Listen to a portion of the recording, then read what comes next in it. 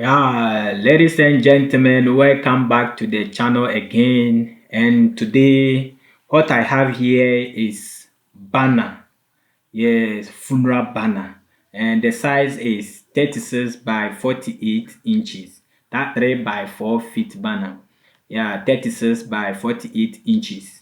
Yeah, then everything is 100% editable. So if you want this PSD file, link will be in the description.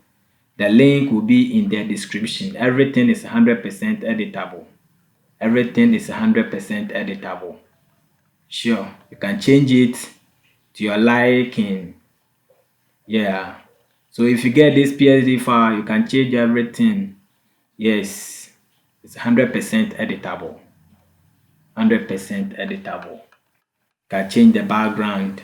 But one thing, I have locked the background, so unless you unlock it, yes, if you can choose to off it to see a plain background. But if you want to add something, then you add it to make it spicy. Yeah, this is funeral banner. So in loving memory and then everything. Come on. This one, the client says they don't want the date on it. They want to use it on the 1 week and at the same time the funeral time. So that's why there's no date and the location. Or so if you get it, you can change everything.